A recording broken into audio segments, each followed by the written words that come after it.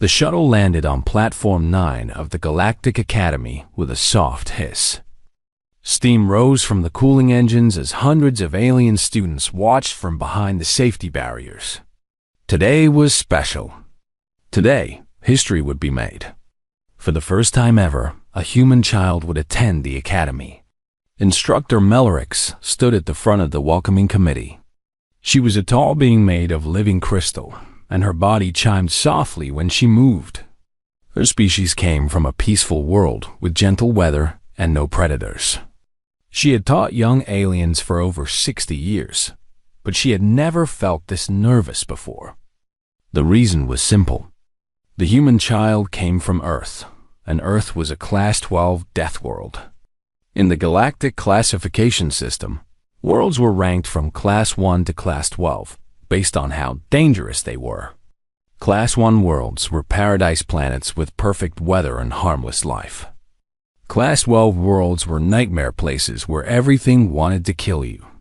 Earth was one of only 3 Class 12 worlds with intelligent life. The other 2 species had gone extinct long ago. But humans? Humans had not only survived on their deadly world, they had become its masters. The shuttle doors opened with a mechanical whir. Every alien in the crowd held their breath. Security guards gripped their weapons tighter. Emergency medical teams stood ready. A small figure stepped out into the light. Kevin Park was 10 years old. He had messy black hair that stuck up in several directions. His round face held a big smile that showed his teeth. He wore simple clothes and carried a backpack decorated with pictures of strange Earth creatures. He looked around at everyone with bright, curious eyes. "Wow," Kevin said loudly. "This place is so cool." The aliens stared at him in shock. This was the terrifying Deathworlder. This small, soft-looking creature with the loud voice and the silly hair? Melrix stepped forward carefully. "Welcome to the Galactic Academy, Kevin Park of Earth. I am Instructor Melrix. I will be your teacher." Kevin's smile grew even bigger. "Hi, nice to meet you. Your body is so pretty. You look like a chandelier my grandma has." Melrix did not know what a chandelier was, but the human child seemed happy. That was good. Happy predators were less likely to attack. "Please follow me," Melrix said. "I will show you to your classroom." As they walked through the academy halls, Kevin looked at everything with wonder. The academy was a massive space station that floated between 3 star systems. It had been built 500 years ago to educate the young of all peaceful species. The halls were wide and filled with natural light. Gardens grew on every level. Fountains of clean water bubbled peacefully. "This is amazing," Kevin kept saying. "Look at all the different aliens. Oh wow, is that one made of jelly? Cool, and that one has feathers. Hey, can you actually fly with those?" The feathered student Kevin had addressed made a terrified squawking sound and ran away as fast as her thin legs could carry her.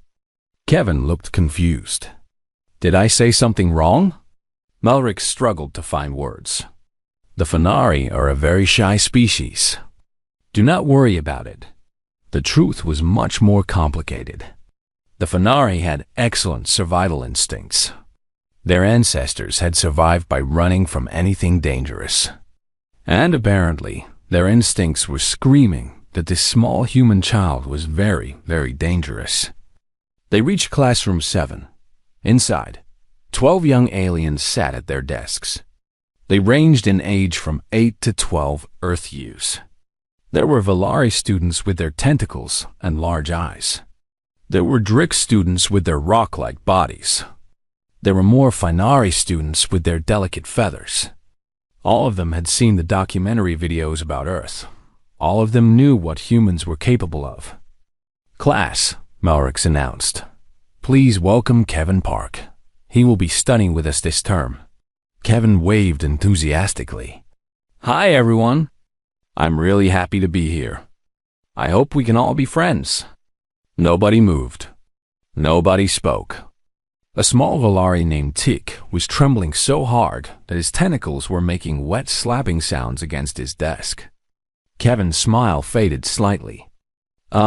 Is everything okay? Melrix quickly intervened. They are simply surprised. Please take your seat, Kevin. The empty desk in the third row. Kevin walked to his seat. As he passed the other students, they pressed themselves against the far sides of their desks, trying to get as far away from him as possible. Kevin did not seem to notice. He sat down, pulled out a notebook, and looked up at Melrix with eager attention. I'm ready to learn, he announced. The first class was Galactic History. Melrix taught about the founding of the Peaceful Alliance and how the different species had come together to promote learning and cooperation. Kevin listened carefully and asked many questions. His questions were thoughtful and showed genuine curiosity. The other students slowly began to relax. Maybe the human was not so scary after all. He did not try to eat anyone. He did not attack anything. He just sat at his desk like any other student. Then came the lunch break. Kevin pulled out a container from his backpack. Inside was what humans called a sandwich. It had bread on the outside and something red and brown in the middle. What is that?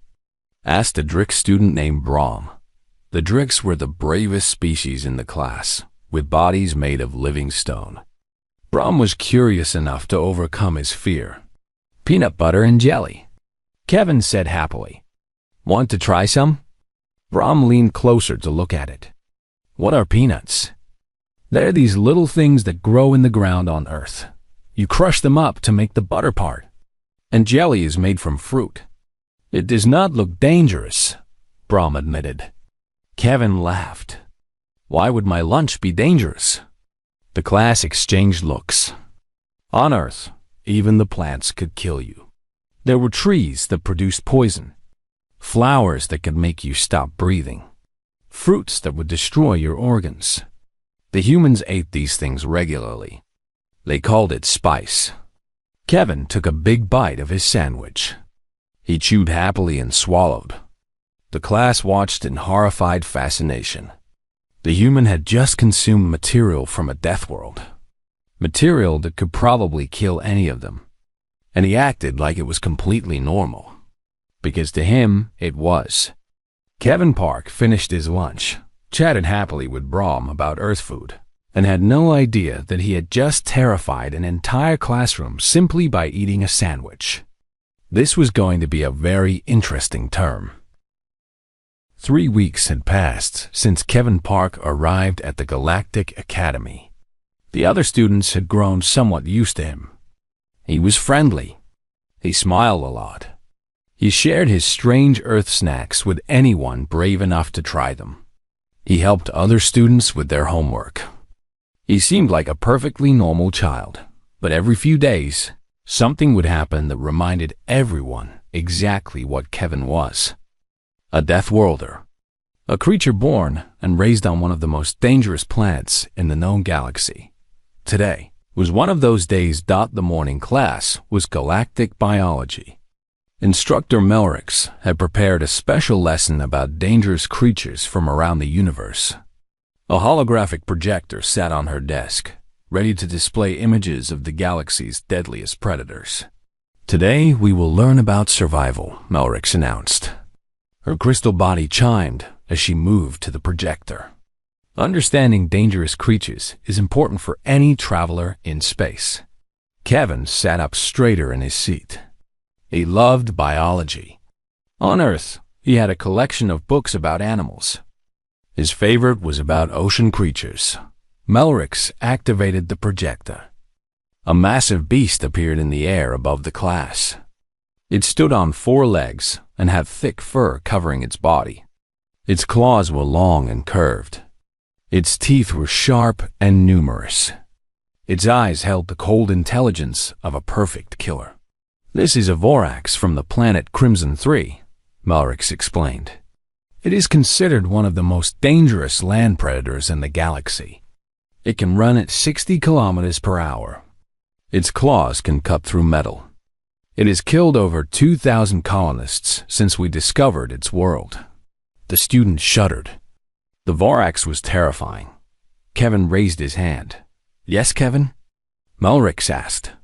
We have something like that on Earth. Kevin said excitedly. They're called bears. Well, not exactly like that. Bears are usually more round, but the claws and teeth are similar. The class turned to look at him. Bears, Melrix repeated carefully. She knew about bears. She had studied Earth creatures as part of her preparation for having a human student. Bears were Category 8 predators. They weighed up to 600 kilograms. They could kill most aliens with a single swipe of their paw. Yeah, Kevin continued. My family went camping once in the mountains. A bear came to our campsite at night. It wanted our food. Tick, the small Valari, made a whimpering sound. What? What happened?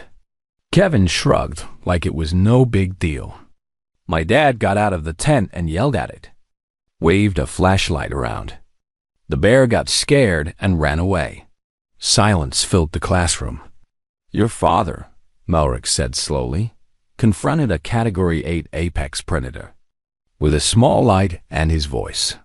Well, yeah, you're not supposed to run from bears. That makes them chase you. You have to make yourself look big and make lots of noise. Usually, they leave you alone. Usually? Brom asked. Sometimes they don't. Then you have to fight them. But that's pretty rare. A Fenari student named Pip fell off her chair. She had fainted. 2 others began losing feathers rapidly, a stress response their species had when they felt their lives were in danger. Kevin looked around with genuine confusion. What?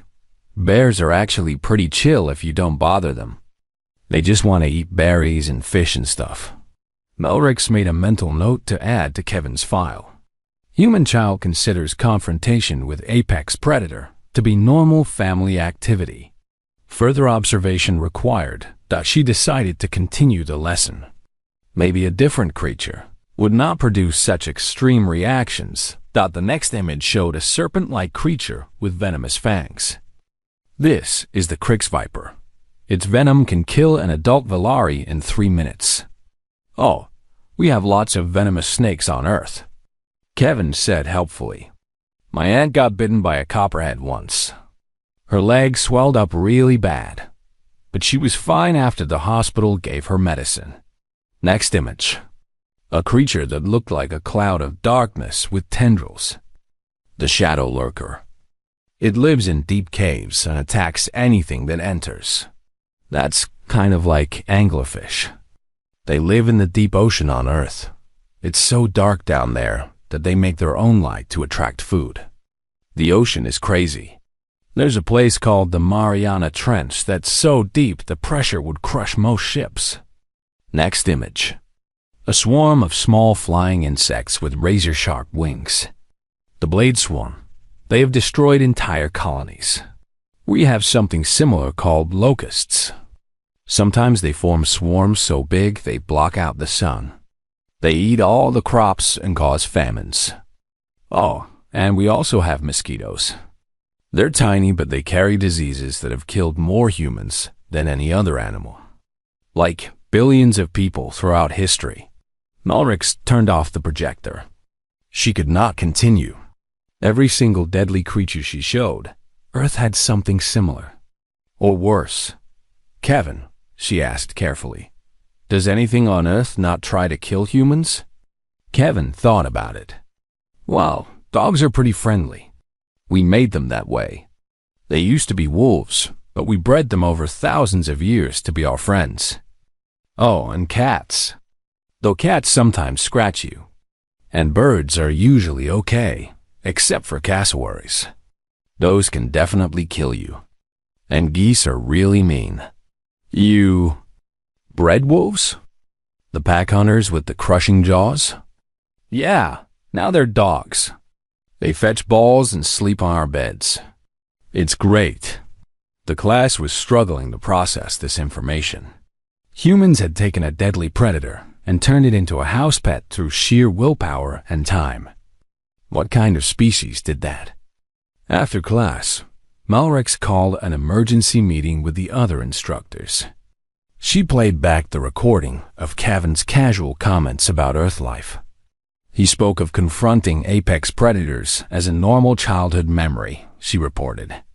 He mentioned diseases that killed billions of humans like it was an interesting fact.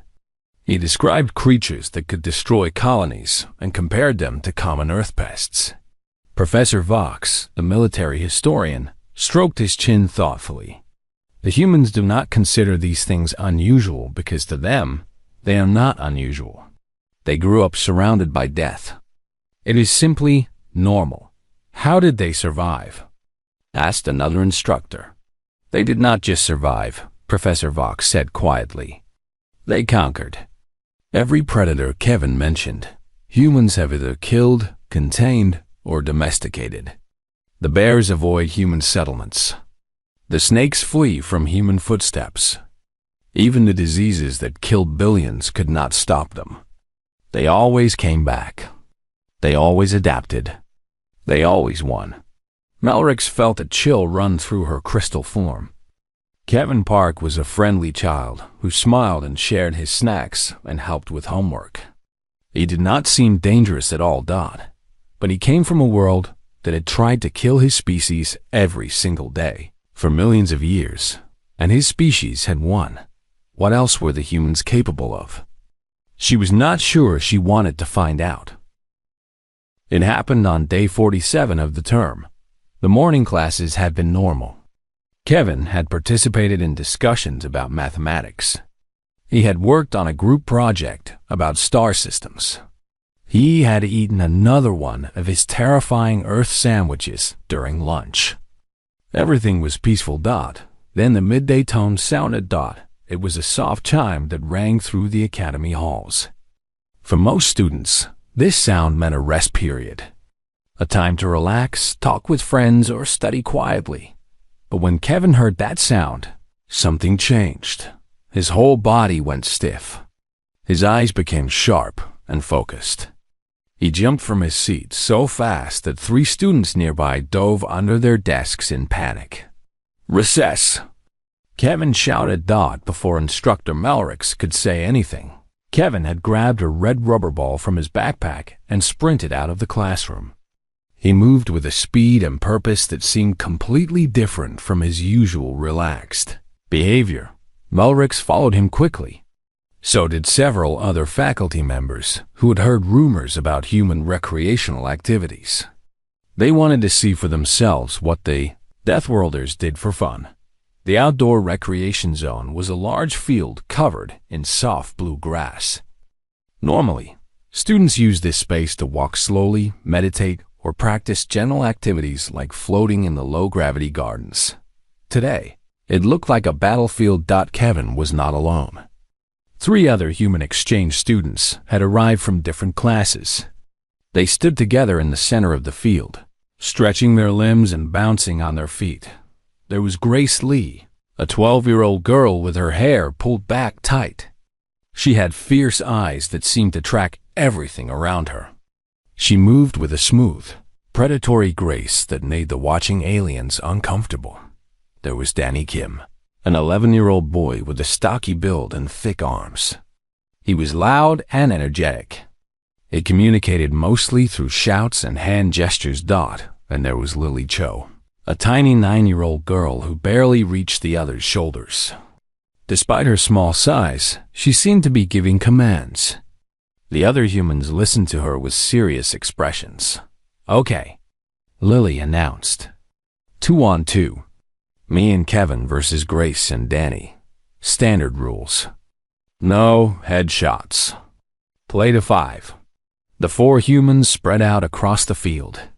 Kevin threw the red ball into the air. Everyone watched it rise and fall. The moment it touched the ground, chaos erupted. Grace grabbed the ball and hurled it at Kevin with terrifying speed. Kevin dove to the side, rolled across the grass, and came up running. Danny had circled around to cut off his escape. Lily sprinted past both of them, her small legs pumping furiously. The ball flew through the air. The humans dodged, ducked, caught, and threw with incredible coordination. Their bodies twisted in ways that seemed impossible. They predicted each other's movements. They shouted warnings and strategies. When the ball hit someone, there was a loud smacking sound. The struck human showed clear pain on their face. But then they laughed. They actually laughed. And they kept playing. Instructor Melrix watched with growing horror. They are hitting each other with projectiles and enjoying it. Professor Vox had joined the watching group. His 4 eyes were wide as he observed the human children. "This is not play," he said quietly. "This is training." "What do you mean?" Melrix asked. "Watch their movements. The rolling to avoid attacks. The quick direction changes. The throwing accuracy. These are combat skills, Melrix. They are drilling their young in evasion and projectile combat under the disguise of recreation. That cannot be correct. They are children. Human children." Professor Vox's voice was grim. "Look at how they coordinate. The 2 smaller ones communicate without speaking. They anticipate attacks before they happen. This is not natural ability. This is trained behavior." On the field, Grace executed a perfect forward roll, snatched the ball out of the air, and threw it in one smooth motion. Both Kevin and Lily were eliminated in rapid succession. Danny cheered loudly. "She just performed an advanced combat maneuver," Professor Vox muttered. "Grab and release under motion. Our military academies teach that technique to adult soldiers. She's 12 years old." The game continued. The eliminated players did not seem upset. They simply waited until the round ended, then jumped back into the action. Every round, they got faster. They adapted to each other's strategies. They learned from their mistakes. After 20 minutes, the humans were breathing hard and covered in sweat. Red marks from ball impacts covered their arms and legs. But they were all smiling. They looked happy. "Good game," Kevin said, bumping his fist against Danny's. "You guys got way better at catching." "Your spin throws are annoying," Grace replied, but she was grinning. "We need to practice those. Same time tomorrow?" Lily asked. Everyone agreed as the human children walked back toward their classes. The faculty members remained frozen in place. "They do this every day?" asked Instructor Prohl, a soft-bodied being from a water world. According to Kevin's records, human schools include mandatory recreation periods, Melrix confirmed. They call it recess. It happens multiple times per day. Multiple times per day. Professor Vox repeated the words like they heard him. They combat train their young multiple times per day. Starting from what age? Kevin mentioned beginning at age 5 or 6 Earth years. Professor Vox sat down heavily on a bench. He suddenly looked very old and very tired. "They have been drilling their children in survival combat for 5,000 years, he said. "We thought they were primitive. We thought they were lucky to survive their Deathworld. But they were not lucky. They were prepared. They prepare every single generation from birth." "What does this mean for the galaxy?" Instructor Prohl asked nervously. Professor Vox looked out at the field where the humans had been playing. His voice was barely a whisper. "It means that if humanity ever decides to go to war, no force in the known universe will be able to stop them. Because they do not train soldiers. They raise them. Every human child is a soldier in training. And they think it is fun." The faculty dispersed slowly, each lost in their own troubled thoughts in the classroom. Kevin sat back down at his desk and pulled out his notebook. He did not notice the way everyone stared at him. He did not see the fear in their eyes. He was just a kid who had enjoyed a good game of dodgeball. He had no idea. He had just terrified the entire academy faculty into calling an emergency meeting. The emergency board meeting lasted 6 hours. Representatives from every species attended. They watched the recordings of the human children playing dodgeball. They analyzed the movements frame by frame. They brought in military experts to confirm what Professor Vox had suspected. The conclusion was unanimous. Human recess activities were actually combat training programs disguised as games. But the board needed more information. They needed to understand exactly what humans taught their children. So they decided to investigate. The next morning, Kevin Park was called to Administrator Prex's office. Administrator Prex was an ancient being made of pure energy. He had existed for over 3,000 years. He had seen empires rise and fall. He had witnessed the birth of the Peaceful Alliance.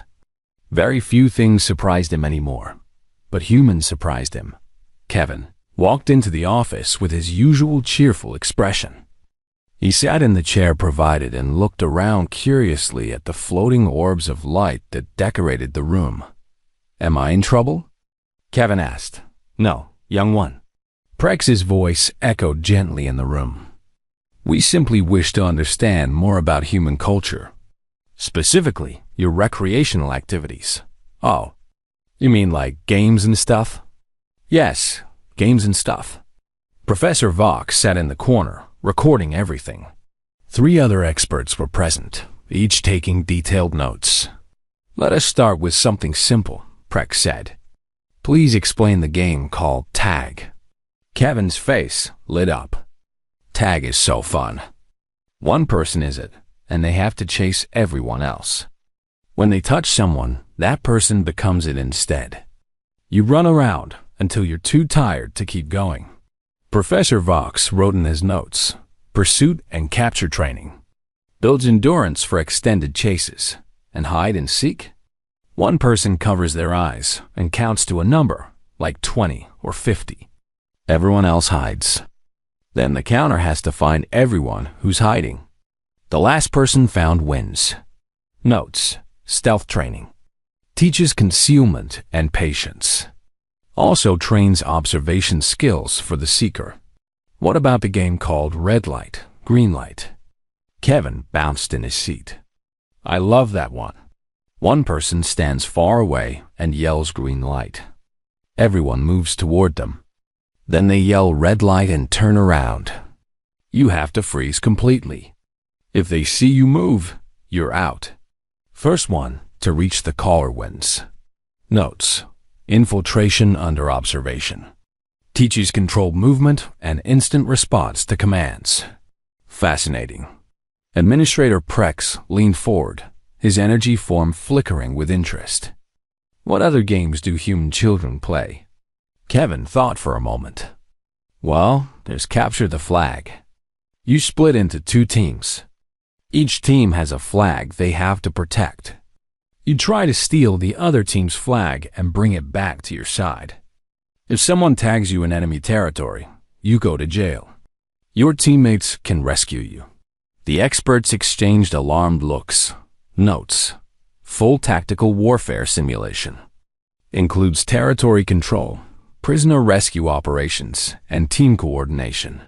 There's also King of the Hill, Kevin continued. You find a hill or a raised platform.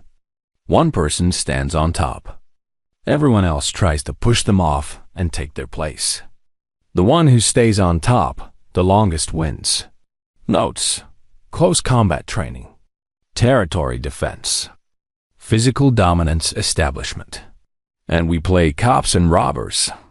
Some kids are cops, some are robbers. Robbers try to hide or escape. Cops try to catch them.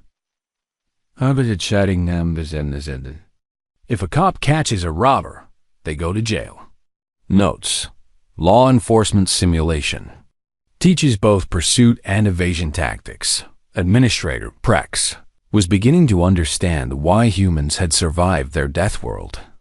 Their children spent their entire youth preparing for conflict. And they did it willingly, eagerly. They thought it was fun. Tell me about the floor is lava, Prex requested. Kevin giggled. That's a silly one. You pretend the floor is actually hot lava. If you touch it, you lose. So you have to jump on furniture, pillows, whatever you can find to stay off the ground. Professor Vox's pen stopped moving. He stared at his notes. They train their young to navigate environmental hazards. Volcanic terrain. This is preparation for surviving on unstable planetary surfaces. What? Kevin looked confused. It's just pretend.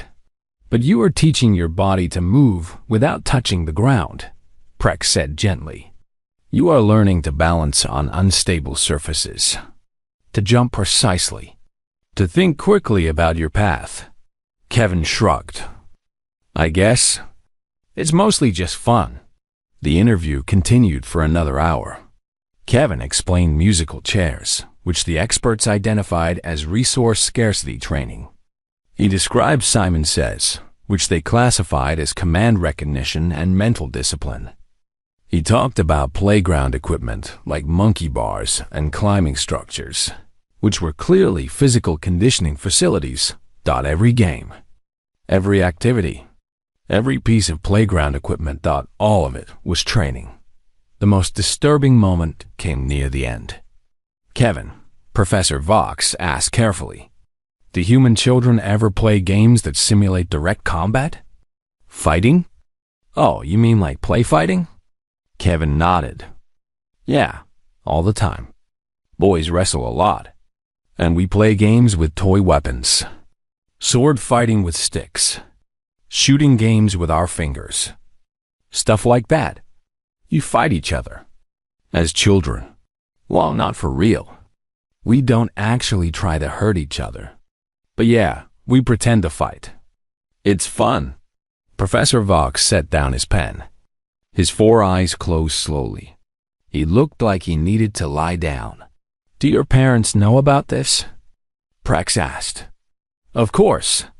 They played the same games when they were kids. My dad says he was really good at capture the flag. My mom always wanted hide and seek because she could fit in small spaces. So, these training methods have been passed down through generations. I guess. They're just games. After Kevin left, the board sat in silence for a long time. Finally, Administrator Prex spoke. They do not even realize what they are doing. The combat training is so deeply embedded in their culture that they see it as normal play. Every human who has ever lived has gone through this program. Every single one. Professor Vox pulled up a holographic display of Earth. 8 billion humans currently live on that planet. If our analysis is correct, every single one of them has been trained in evasion, pursuit, stealth, hand-to-hand combat, and team tactics since early childhood. 8 billion soldiers, someone whispered. No, Prex corrected. 8 billion people who do not even know they are soldiers. That is far more terrifying. A soldier knows their training. These humans fight and evade and coordinate as naturally as breathing. They do not have to think about it. It is instinct. The board voted unanimously to classify the information as sensitive. They did not want to cause a panic, but they also began quietly updating the galactic threat assessment for humanity. The classification changed from potential threat to do not engage under any circumstances. All because of a friendly 10-year-old boy who just wanted to play games with his friends. 4 years had passed since Kevin Park first arrived at the Galactic Academy. He was 14 now, taller, stronger. His hair was still messy, and his smile was still bright. He still did not understand why aliens sometimes acted strange around him. But he had made friends. Good friends. Friends who no longer flinched when he laughed too loudly or moved too quickly. Today was graduation day. The ceremony hall was massive. Thousands of seats filled with students, families, and faculty from across the galaxy. Banners hung from the ceiling in dozens of colors. Soft music played through hidden speakers. It was a celebration of learning, growth and friendship. Kevin stood near the stage with the other graduating students. His best friend Teak floated beside him. The Valari had grown too, his tentacles now long and graceful instead of small and trembling. "Can you believe it's over?" Kevin asked. "No," Teak admitted. "When you first arrived, I thought you would eat me." Kevin laughed. "What? Why would I eat you?" "You showed your teeth when you smiled. On my world, showing teeth is a threat display." "Seriously?" "I was just being friendly." "I know that now." Tick's large eyes blinked warmly. "You are the least threatening creature I have ever met, Kevin, despite being the most dangerous." Kevin shook his head. He still did not understand why everyone called humans dangerous. He was just a regular kid. The other human students gathered nearby. Grace Lee stood with perfect posture, her graduation robe neat and pressed. She had become the top student in combat theory, which confused her because she had never taken any combat classes. The instructors kept asking her about her tactical training, and she kept telling them she had just played a lot of Capture the Flag as a kid. Danny Kim was bouncing with excitement. He had made friends with everyone in his class by being loud, enthusiastic, and always willing to help. The aliens found his energy exhausting but somehow comforting. He was like a loud, friendly storm. Lily Cho stood quietly, observing everything. She had grown into a thoughtful young woman who noticed details others missed. The intelligence division had tried to recruit her 3 times. She thought they were joking. Administrator Prex floated to the stage. His energy form glowed brighter than usual.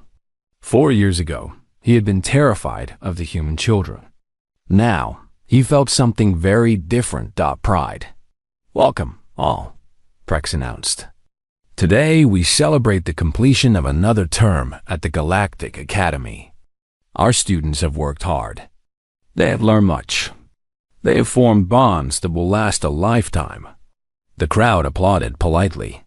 "This term was special," Prex continued.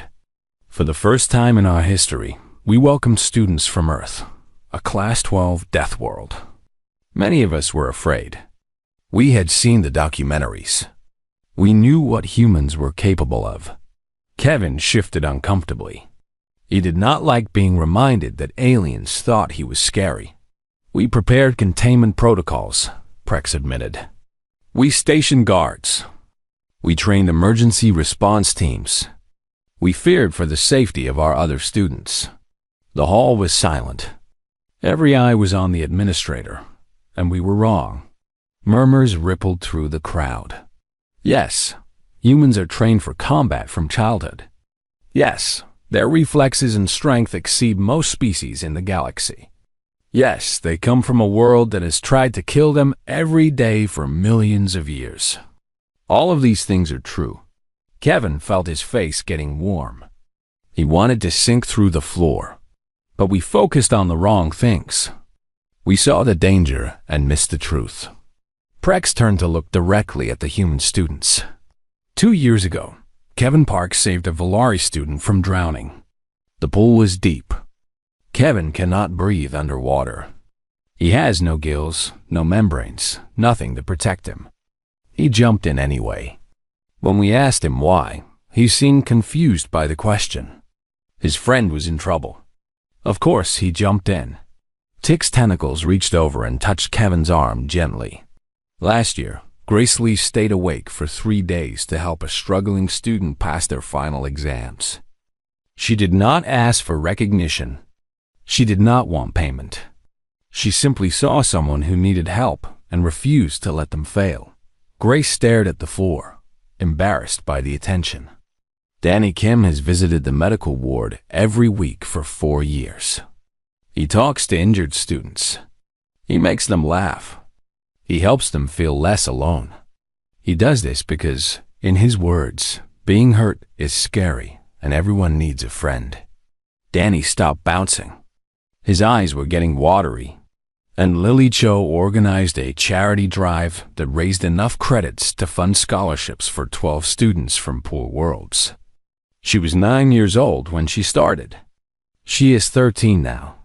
She has never stopped. Lily's calm expression cracked slightly. A small smile appeared on her face. Humans are dangerous, Prex declared, but not in the way we feared. They are dangerous to loneliness, to suffering, to injustice. They see someone in need and they act. They do not calculate risk. They do not weigh benefits. They simply help. The administrator's energy form expanded, filling the stage with warm light. We thought we were welcoming predators into our school. Instead, we receive protectors. Humans do not just survive their death world. They carry its lessons with them. Every danger they faced taught them to be stronger. Every loss taught them to value what remains. Every struggle taught them to never give up. Kevin blinked rapidly. His eyes were stinging. Today, we do not just graduate 4 human students. We welcome 4 new friends to the galactic community. Friends who will laugh with us. Friends who will cry with us. Friends who will stand beside us when darkness comes. Prex's voice rang through the hall. Because that is what humans do. They stand beside their friends. No matter the cost. No matter the danger. No matter what. The applause that followed was deafening. Aliens who had once feared the humans were now cheering for them, crying for them, celebrating them. Kevin walked across the stage to receive his diploma. His classmates chanted his name. Tig's tentacles waved wildly. Even Instructor Melrix, the crystal being who had been so nervous on his first day, was shimmering with joy. "Congratulations, Kevin Park," Administrator Prex said. "You have taught us more than you will ever know." Kevin took his diploma with trembling hands. He looked out at the crowd of aliens who had become his friends. He thought about the games he had played as a child, about the bears and snakes and all the other things on Earth that had seemed so normal to him and so terrifying to everyone else. He finally understood something. Earth was dangerous, but it had made humans strong. Strong enough to survive anything. Strong enough to protect those who could not protect themselves. Strong enough to turn enemies into friends. Kevin Park smiled, showing all his teeth, and for the first time, nobody was afraid. In the years that followed, the Galactic Academy made human recess activities a mandatory observation course. Military academies studied dodgeball tactics. Diplomats learned about the power of friendship.